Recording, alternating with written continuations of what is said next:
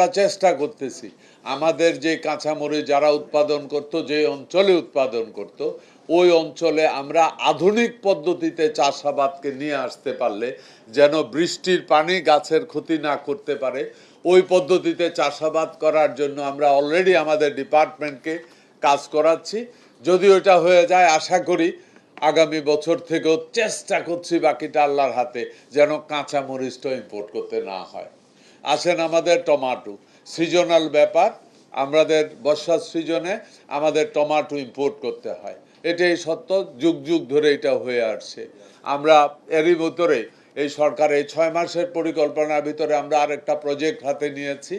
এই বর্ষা সিজনে টমাটোর বীজ আমাদের এখানে এসে গেছে, অলরেডি টমাটো কিছু লোক ফলাচ্ছে আধুনিক পদ্ধতিতে চাষবাস করার জন্য। বর্ষার সিজনে যদি টমাটো ফলাতে হয় তাহলে তা কাভার জোনে ফলাতে হয়, এটারে কাভার করে রাখতে হয়, নাইলে বৃষ্টি পানিতে নষ্ট হয়ে যাবে।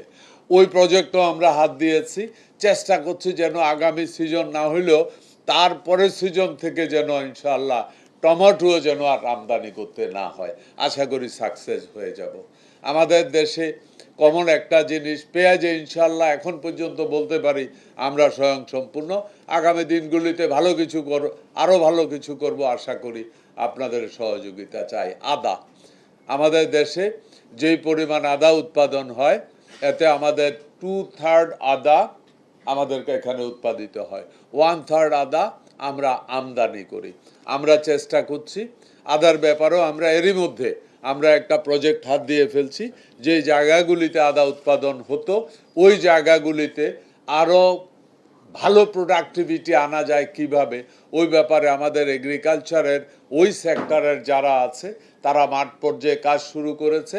আশা করি আগামী 2-3 বছরের ভিতরে আমরা আদাও স্বয়ংসম্পূর্ণ হতে পারবো, আমদানি করার প্রয়োজন হবে না। এমনি করে আরও কিছু পণ্য আছে, আমরা আশা করছি আগামী 4 বছরের ভিতরে আমরা পাট বীজে স্বয়ংসম্পূর্ণ হব।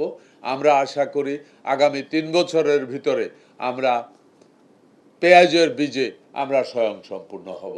এই মুহূর্তে যা আছে আর একটু প্রোডাকশন বাড়াতে হবে, ওইটাও ইনশাল্লাহ আমরা পরিকল্পনা নিয়ে নিয়েছি, ওইভাবে মাঠে কাজ শুরু হয়েছে। আশা করি এরই ভিতরে ওইটাও আমাদের হয়ে যাবে।